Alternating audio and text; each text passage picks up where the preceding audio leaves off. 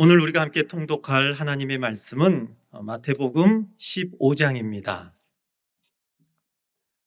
마태복음 15장 말씀 제가 통독하겠습니다. 그때에 바리새인과 서기관들이 예루살렘으로부터 예수께 나와 이르되 당신의 제자들이 어찌하여 장로들의 전통을 범하나이까? 떡 먹을 때에 손을 씻지 아니하나이다. 대답하여 이르시되 너희는 어찌하여 너희의 전통으로 하나님의 계명을 범하느냐. 하나님이 이르셨으되 내 부모를 공경하라 하시고 또 아버지나 어머니를 비방하는 자는 반드시 죽임을 당하리라 하셨거늘 너희는 이르되 누구든지 아버지에게나 어머니에게 말하기를 내가 드려 유익하게 할 것이 하나님께 드림이 되었다고 하기만 하면 그 부모를 공경할 것이 없다 하여 너희의 전통으로 하나님의 말씀을 폐하는도다. 외식하는 자들아, 이사야가 너희에 관하여 잘 예언하였도다. 일러스되 이 백성이 입술로는 나를 공경하되 마음은 내게서 멀도다. 사람의 계명으로 교훈을 삼아 가르치니 나를 헛되이 경배하는도다 하였느니라 하시고 무리를 불러 이르시되 듣고 깨달으라. 입으로 들어가는 것이 사람을 더럽게 하는 것이 아니라 입에서 나오는 그것이 사람을 더럽게 하는 것이니라. 이에 제자들이 나와 이르되 바리새인들이 이 말씀을 듣고 걸림이 된 줄을 아시나이까? 예수께서 대답하여 이르시되 심은 것마다 내 하늘 아버지께서 심으시지 않은 것은 뽑힐 것이니 그냥 두라. 그들은 맹인이 되어 맹인을 인도하는 자로다. 만일 맹인이 맹인을 인도하면 둘이 다 구덩이에 빠지리라 하시니 베드로가 대답하여 이르되 이 비유를 우리에게 설명하여 주옵소서. 예수께서 이르시되 너희도 아직까지 깨달음이 없느냐? 입으로 들어가는 모든 것은 배로 들어가서 뒤로 내버려지는 줄 알지 못하느냐? 입에서 나오는 것들은 마음에서 나오나니 이것이야말로 사람을 더럽게 하느니라. 마음에서 나오는 것은 악한 생각과 살인과 간음과 음란과 도둑질과 거짓 증언과 비방이니 이런 것들이 사람을 더럽게 하는 것이요 씻지 않는 손으로 먹는 것은 사람을 더럽게 하지 못하느니라. 예수께서 거기서 나가사 두로와 시돈 지방으로 들어가시니 가나안 여자 하나가 그 지경에서 나와서 소리질러 이르되 주 다윗의 자손이여 나를 불쌍히 여기소서. 내 딸이 흉악하게 귀신 들렸나이다 하되 예수는 한 말씀도 대답하지 아니하시니 제자들이 와서 청하여 말하되 그 여자가 우리 뒤에서 소리를 지르오니 그를 보내소서. 예수께서 대답하여 이르시되 나는 이스라엘 집에 잃어버린 양 외에는 다른 데로 보내심을 받지 아니하였노라 하시니 여자가 와서 예수께 절하며 이르되 주여 저를 도우소서. 대답하여 이르시되 자녀의 떡을 취하여 개들에게 던짐이 마땅하지 아니하니라.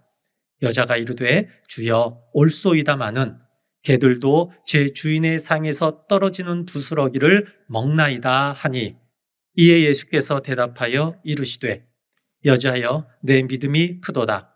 내 소원대로 되리라 하시니 그때로부터 그의 딸이 나으니라. 예수께서 거기서 떠나사 갈릴리 호숫가에 이르러 산에 올라가 거기 앉으시니 큰 무리가 다리 저는 사람과 장애인과 맹인과 말 못하는 사람과 기타 여럿을 데리고 와서 예수의 발 앞에 앉힘에 고쳐주시니 말 못하는 사람이 말하고 장애인이 온전하게 되고 다리 저는 사람이 걸으며 맹인이 보는 것을 무리가 보고 놀랍게 여겨 이스라엘의 하나님께 영광을 돌리니라. 예수께서 제자들을 불러 이르시되 내가 무리를 불쌍히 여기노라. 그들이 나와 함께 있은지 이미 사흘임에 먹을 것이 없도다. 길에서 기신할까 하니 하여 굶겨 보내지 못하겠노라. 제자들이 이르되 광야에 있어 우리가 어디서 이런 무리가 배부를 만큼 떡을 얻으리이까? 예수께서 이르시되 너희에게 떡이 몇 개나 있느냐? 이르되 7개와 작은 생선 2마리가 있나이다 하거늘 예수께서 무리에게 명하사 땅에 앉게 하시고 떡 7개와 그 생선을 가지사 축사하시고 떼어 제자들에게 주시니 제자들이 무리에게 주매 다 배불리 먹고 남은 조각을 7 광주리에 차게 거두었으며 먹은 자는 여자와 어린아이 외에 4,000명이었더라. 예수께서 무리를 흩어보내시고 배에 오르사 마가단 지경으로 가시니라. 아멘. 자, 오늘도 하나님의 은혜에 반응하며 또 예배에 참여하는 우리 꿈꾸는 교회 성도님들의 삶에 후히 주시고 또 넉넉히 주시는 우리 하나님의 은혜가 더욱 풍성하게 되기를 간절히 축복합니다. 참으로 아쉬운 것은 이번 주부터 대면으로 찬양 예배를 드릴 계획이었기 때문에 정말 벅찬 그런 마음으로 기다리셨을 텐데 이 코로나19의 상황이 좀 악화됨으로 인해서 또 대면으로 드리는 찬양 예배가 잠시 또 미루어지게 되었습니다. 비록 우리의 이런 마음의 또 계획과는 좀 다르게 진행되고 있지만 그럼에도 이 일을 이끄시는 하나님의 계획에 대한 신뢰는 변함이 없으시리라 생각합니다. 그래서 오늘도 그 변함없는 신뢰로 또 주님의 음성에 귀 기울이는 그러한 복된 시간이 되었으면 좋겠습니다. 자, 앞선 목사님들의 설교에서도 언급이 되었지만 마태복음은 예수님의 교훈의 말씀을 들려주는 그러한 5개의 강화, 그러니까 5개의 가르침과 그 강화와 그 강화 사이에 예수님의 공생애의 행적을 보여주는 또 5가지의 기사로 구성이 되어져 있습니다. 오늘 본문은 그 예수님의 3번째 강화인 천국의 비유에 이어서 예수님의 공생의 사역을 또 들려주고 있는 4번째 기사에 속한 내용입니다.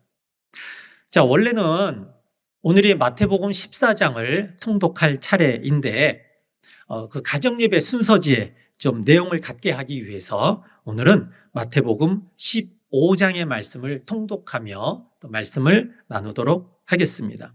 자, 오늘 마태복음 15장은 4개의 단락으로 나누어서 살펴볼 수 있습니다. 먼저 첫 번째 단락은요, 1절부터 20절까지 말씀입니다. 예수님과 종교 지도자들 사이에 논쟁이 이제 벌어지게 되는데 장로들의 전통과 그리고 이 하나님의 말씀이 서로 대치되면서 논쟁이 벌어지게 됩니다. 장로들의 전통이란 조상들로부터 대대로 전해져 내려오는 어떤 관습이나 가르침을 말합니다. 이것은 입에서 입으로 구전되어져 내려오다가 주후 한 3세기경부터 문자로 이제 기록이 되기 시작을 합니다.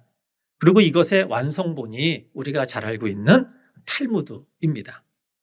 자, 유대인들은 손이 부정한 것과 접촉을 하면 부정하게 된다라고 그렇게 믿었어요. 그래서 그런 부정한 것들을 차단하기 위해서 외출을 했다가 돌아오면 반드시 손을 씻도록 합니다. 그리고 식사를 하기 전에도 꼭 손을 씻도록 규정을 만들었어요. 자, 우리들도 밥 먹기 전에 손을 꼭 씻습니다. 특히 지난 1년 반 동안 이 코로나로 인해서 우리가 외출하고 돌아오면 수시로 손을 씻었습니다.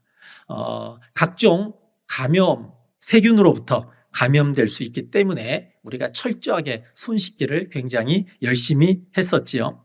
그런데 유대인들은 이렇게 손 씻는 행위에 대해서 성경보다 더 큰 권위를 부여하고 있었던 겁니다. 또 장로들의 전통으로 인해서 예수님과 또 제자들과 또 갈등을 일으켰던 아주 대표적인 것이 있죠. 우리가 잘 알고 있는 안식일 논쟁입니다. 하나님께서는 안식일을 기억하여 거룩히 지켜라 이렇게 말씀하셨습니다. 그런데 유대인들은 그 말씀을 일상생활에서 어떻게 지켜야 하는지를 세세하게 구분하고 정리해서 규칙을 만들었습니다.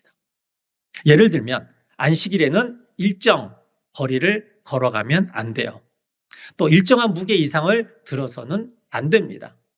밭을 갈아서도 안 돼요. 각자의 집에서 불을 켜서도 안 됩니다. 자, 이런 규칙을 만들다 보니 어느 순간에 유대인들의 삶에는요, 그 안식일에 대한 정신은 없어지고 이 안식일에 대한 행위만 남아있게 되었던 것입니다. 그래서 안식일의 병자를 고치신 예수님을 비난합니다. 밀밭 사이를 지나다가 밀 이삭을 까서 먹었던 제자들을 그들이 비난을 합니다. 이러한 종교 지도자들에게 예수님께서 부모를 공경하라 하신 하나님의 말씀에 대해서 부모님에게 드려야 될 것을 하나님께 바치면 그 부모에게는 드리지 않아도 된다라고 하는 그 장로들의 전통, 그 사람들이 만든 규칙에 얽매여서 너희가 하나님의 말씀을 무시하고 지키지 않는다라고 책망하시는 모습을 우리가 오늘 성경을 통해서 보게 됩니다. 자, 이렇게 예수님께서는요, 장로들의 전통을 가리켜서 9절에서는 사람의 계명이다, 13절에서는 아버지께서 심으시지 않은 것이다, 14절에서는 맹인을 인도하는 것이다 라고 말씀하시면서 장로들의 전통은 근본 하나님의 말씀과 대치되는 헛된 것들이다, 이렇게 말씀을 하십니다. 자, 우리의 일상을 한번 좀 돌아봤으면 좋겠습니다. 우리가 경건한 신앙생활이라고 말하면서 지키고 있는 것들 중에 근본 하나님의 말씀과, 하나님의 말씀보다 그 사람이 정한 규칙에 더 신경 쓰고 있거나 그 사람이 정한 규칙으로 다른 사람들을 판단하는 모습이 혹 우리 가운데 있지는 않은가 한번 살펴보고 생각해 보았으면 좋겠습니다. 결국 하나님이 심지 않으신 것, 하나님의 계명에서 비롯되지 않은 것들은 하나님께서 판단하십니다. 바라옵기는 경건의 모양을 자랑으로 삼지 않고 경건의 능력으로 또 하나님의 말씀으로 이 시대를 살아가시는 우리 꿈꾸는 교회 모든 성도님들 되시기를 간절히 축복합니다. 자, 두 번째 단락입니다. 21절에서부터 28절까지 말씀입니다. 자, 귀신 들린 어린 딸을 둔 한 여인이 예수님을 찾아와서 자신의 딸을 구해달라고 아주 간절하게 요청을 합니다. 우리가 흔히 수로보니게의 여인이라고 알고 있는 이 여인은 단순하게 귀신 들린 딸을 고침받고 싶어하는 그런 엄마의 간절한 마음 이상의 아주 훌륭한 그런 성숙된 신앙의 소유자였음을 우리는 오늘 성경을 통해서 볼 수가 있습니다. 왜 그렇게 생각하느냐? 첫 번째는요, 이 여인은 이방인이었음에도 불구하고 예수님이 주님이라는 사실과 구약에서 예언된 메시아가 바로 예수님이라는 사실을 깨닫고 또 인정하고 있었습니다. 사실 예수님께서는요, 예루살렘 성전에서 또 회당에서 동네 어귀에서 동산에서 바닷가에서 처소처소에서 수많은 유대인들 앞에서 하나님의 말씀을 선포했고 하나님의 나라를 선포했으며 이적과 기사를 행하셨습니다. 그러나 그럼에도 불구하고 유대인들은 예수님을 주님으로 메시아로 인정하지 않았습니다. 그러니까 그들은 정말 영적으로 하나님의 은혜를 보지도 못하고 듣지도 못하는 그러한 삶을 살아가고 있었던 겁니다. 그런데 이 이방 여인이 예수님을 향해서 주 다윗의 자손이여 이렇게 고백을 합니다. 그러니까 이 여인은 예수님을 마음으로 믿어 의에 이르고 입으로 시인하여 구원에 이르는 하나님의 축복받은 여인이었습니다. 우리가 신앙생활하는 궁극적인 이유가 바로 이것 아니겠습니까? 내 마음에 예수 그리스도를 믿어서 의에 이르고 내 입술로 예수님을 나의 구주로 시인하고 고백함으로 인해서 구원에 이르는 천국 백성의 아름다운 삶, 바로 이 축복의 삶의 주인공이 바로 꿈꾸는 교회 성도님들이시기를 간절히 축복합니다. 자, 두 번째, 이 여인은 하나님의 하나님 되심을 존중하고 신뢰하고 있었습니다. 자, 이 여인이 예수님께 간절히 구하는 것은 바로 귀신 들린 딸이 고침을 받는 거였어요. 그리고 예수님께서 그 자신의 간절한 간구에 오케이 하시기를 원하고 있었던 겁니다. 그런데 예수님에 대한 그 여인의 예수님에 대한 그 간구에 대해서 예수님의 반응은 노였습니다. 여인이 원하는 응답이 아니었던 것이죠. 여인이 원하는 것은 내 딸을 고쳐주십시오라고 할 때 그래 내가 고쳐주겠다라고 하는 예수님의 응답을 기다리고 있었지만 예수님의 응답은 그것이 아니었어. 여인이 원하는 응답도 아니었습니다. 그럼에도 이 여인은 예수님이 내 인생의 주인임을 한결같이 신뢰하고 고백하는 모습을 우리가 계속해서 성경을 통해 볼 수가 있습니다. 자, 그렇습니다. 우리 하나님께서는요, 우리가 간절히 원하는 모든 것에 응답해 주십니다. 때로는 구하는 대로 응답 주시기도 합니다. 때로는요, 구하는 것과는 다르게도 응답 주십니다. 때로는 구하는 것에 대해서 아무런 대답을 안 하십니다. 때로는 구한 것에 대해서 단호하게 아니야 라고 말씀을 하시기도 합니다. 그러나 그 응답에 대한 우리의 반응은 언제나 하나님의 주권자 되심에 대한 존중과 신뢰이어야 할 것입니다. 어느 맛집이 있었습니다. 당연히 맛집으로 소문났기 때문에 손님들이 많이 찾아옵니다. 번호표를 받고 들어가서 자리에 앉아서 메뉴판에 있는 메뉴를 주문을 합니다. 그런데 사람이 워낙에 많아서 그런지 주문한 음식이 나오기까지는 시간이 굉장히 오래 걸립니다. 기다림의 시간이 길어질수록 서서히 마음속에는 짜증이 나기 시작하지요.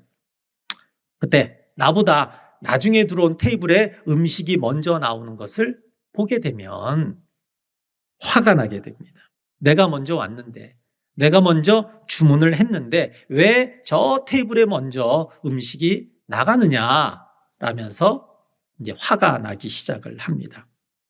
그러다가 내 음식이 나왔는데 내가 주문한 것과 약간이라도 다르게 나오게 되면 그때는 완전히 폭발을 하게 되죠. 도대체 주문을 어떻게 받았길래? 내가 시킨 것과 왜 다른 음식이 나오느냐? 엉뚱한 게 나왔다고 드디어 폭발을 하게 되겠지요. 혹시 우리의 기도가 이런 양상을 가지고 있는지는 아는지 한번 우리가 생각해 볼 필요는 있습니다. 기도는 내가 원하는 것을 주문하기만 하면 그대로 나오는 것이 기도가 아님은 이미 우리는 너무나 잘 알고 있습니다. 그럼에도 불구하고 내가 간구하는 기도에 대한 응답이 오기까지 시간이 오래 걸리면 서서히 내 마음속에 불평과 또 불만이 내 입술에서 내 마음에서 서서히 새로 피어나고 있는 것은 아닌지, 나보다 다른 사람이 먼저 응답을 받으면 내 마음이 어느 순간 불편해지고 있지는 않은지, 내가 기도한 것에 대해서 다른 응답으로 나에게 오면 그것에 대한 불편함을 내가 표현하고 있지는 않는지 한번 우리가 생각해 보았으면 좋겠습니다. 바라옵기는 수로보니게 여인처럼 어떤 응답이 나에게 오더라도 여전히 주님은 나의 주인 되시고 여전히 주님은 나의 주권자이십니다 라고 하는 변함없는 믿음으로 주님 앞에 무릎 꿇고 나아갈 수 있는 우리 꿈꾸는 교회 모든 성도님들 되시기를 간절히 축복합니다. 세 번째 단락입니다. 29절에서부터 31절까지 말씀입니다. 많은 병자들을 예수님께서 치유해 주시는 모습을 볼 수가 있어요. 구약에 예언된 메시아의 사역 중 한 가지는 바로 이러한 치유 사역입니다. 이사야서 35장 5절과 6절 말씀을 보면 그때에 맹인의 눈이 밝을 것이며 못 듣는 사람의 귀가 열릴 것이며 그때에 저는 자는 사슴같이 뛸 것이며 말 못하는 자의 혀는 노래하리니 이는 광야에서 물이 솟겠고 사막에서 시내가 흐를 것임이라. 아멘. 그러니까 예수님의 치유 사역은 구약에 예언된 그 메시아가 바로 예수님이라는 사실을 분명하게 보여주는 사역입니다. 동일한 사역을 증거하고 있는 마가복음 7장을 보면 거기에서는 귀 먹고 어눌한 병자 한 사람만 등장을 합니다. 그러나 오늘 마태복음 15장에는요, 여러 가지 각종 질병을 가지고 있는 병자들을 치유하는 모습으로 기록이 되고 있어요. 이 다양한 각종 질병은 각각 어떤 특정한 질병들을 가리키기도 하지만 이 땅을 살면서 우리 인간에게 나타날 수 있는 모든 질병의 종류를 상징하기도 합니다. 자, 오늘 우리네 삶에 임재하신 주님께서는요, 우리가 삶에서 겪게 되는, 살면서 당하게 되는 그런 모든 질병들을 치유하시는 분입니다. 육신의 질병으로 인해서 또는 육신의 연약함으로 인해서 여러분 고통 가운데 있으십니까? 오늘도 우리를 만져주시고 우리를 회복시켜 주시는 우리 주님의 그 치유의 은혜가 풍성히 임할 줄로 믿습니다. 자, 그러나 우리 주님의 치유는 단순하게 육체적 질병의 치유에서 끝나는 것이 아니에요. 어떤 육체적인 회복 또는 물질적인 회복, 어떤 사람과의 어떤 관계의 회복, 이런 회복처럼 눈에 보이는 가시적인 것에 대한 회복이 메시아 사역의 궁극적인 목표가 아니라는 겁니다. 메시아 사역의 궁극적인 목적은 사랑하시는 백성들을 온전히 구원하시는 것과 또 그들을 통해서 하나님의 영광이 이 땅에 드러나는 것에 있는 것이지요. 바로 그것이 또한 저와 여러분의 존재 이유 가운데 한 가지입니다. 그러기에 우리의 믿음의 강구가 병낫기를 구하고 어떤 삶의 문제가 해결되기를 간구하는 것에서 멈추는 것이 아니라 그것을 넘어서서 아버지 하나님의 영광을 드러내는 그러한 믿음의 간구로 이 땅을 살아가십시오. 우리 성도님들의 입술의 모든 찬양이, 우리 성도님들의 손과 발의 모든 행함이 오직 우리 하나님의 영광을 위해서 존재하는 삶이기를 간절히 축복합니다. 자, 마지막으로 네 번째 단락입니다. 네 번째 단락은 32절부터 마지막 39절까지입니다. 자, 예수님의 그 치유 사역으로 인해서 치유받은 사람들과 또 그렇게 치유받는 모습을 보면서 하나님께 영광을 돌리는 많은 무리들이 계속해서 예수님을 따라다닙니다. 그렇게 예수님과 함께한 시간이 사흘이 지나게 되는 거죠. 이제 그들이 갖고 있었던 먹을 것이 다 바닥이 났습니다. 그래서 이제 예수님과 그 제자들이 그들의 배고픔을 걱정해야 했고 그들의 그 배고픔을 해결해야 했습니다. 마침 그들 중에 가지고 있던 떡 7개와 작은 생선 2마리로 이 군중들을 먹이게 되는데 여자와 어린이 외에 4,000명이 먹고도 7광주리가 남게 됩니다. 마태복음 14장에 나오는 오병이어의 기적과 굉장히 유사한 내용이죠. 오병이어의 기적은 보리떡 5개와 물고기 2마리를 가지고 여자와 어린아이를 제외한 5,000명이 먹고서 남은 음식이 12바구니가 남게 되지요. 이 두 기사는요, 굉장히 유사한 내용으로 구성이 되어져 있어요. 오병이어, 15장은 7병이어. 14장에서는 5,000명을 먹이셨고 15장에서는 4,000명을 먹이셨어요. 14장에서는 먹고 남은 것이 12바구니였다면 15장에서는 7광주리가 남게 됩니다. 수치상의 차이는 있지만 그러나 이 이적을 통해 나타나는 은혜는 동일한 것이지요.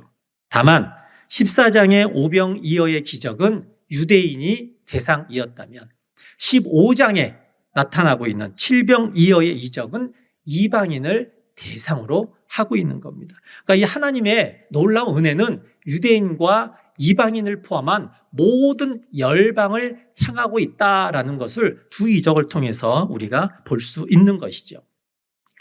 자, 이 7병이어의 기적은 오늘도 주님을 바라보며 또 하나님의 은혜를 사모하며 믿음의 길을 굳건하게 걸어가고 있는 우리 꿈꾸는 교회 모든 성도님의 삶 속에도 일어나고 있습니다.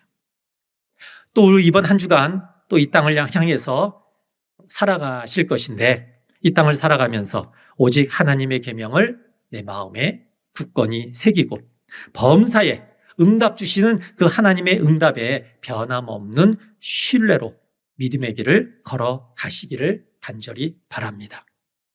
그때 내 삶을 만져주시고 내 삶을 회복시켜 주시며 또 필요한 은혜로 풍성케 하시는 그러한 칠병이어의 은혜가 우리 꿈꾸는 교회 모든 성도님들의 삶 속에 충만하게 될 줄로 믿습니다. 함께 기도하시겠습니다. 사랑의 하나님,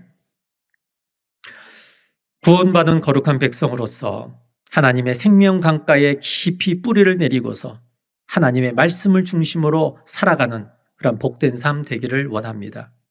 사람의 계명과 하나님께서 심지 않으신 것을 멀리할 수 있는 지혜를 허락하여 주시옵소서. 또한 우리가 간구한 것에 대해서 하나님의 응답이 어떠한 은혜의 응답으로 내려오든지 우리가 변함없는 신뢰와 또 감사함으로 살아갈 수 있는 저희가 되게 하여 주시옵소서. 가시적인 응답과 가시적인 은혜에 만족하며 그것에 머물러 있는 것이 아니라 우리의 존재 이유가 하나님의 영광을 드러내는 것임을 다시 한번 기억하며 우리의 간구가 우리의 믿음의 길이 그 믿음의 행보가 하나님의 영광을 향하여 나아갈 수 있도록 하나님 인도하여 주시옵소서. 무엇보다도 매 순간마다 우리의 삶 속에 주님의 칠병이어의 기적이 날마다 일어나고 있는데 하나님, 우리가 어떤 상황에서도 그렇게 은혜로 이적으로 채우시는 하나님의 은혜를 기억하며 고백하며 찬양하며 이 땅을 살아가는 저희들 되게 하여 주시옵소서. 거룩하신 예수님의 이름으로 기도합니다. 아멘.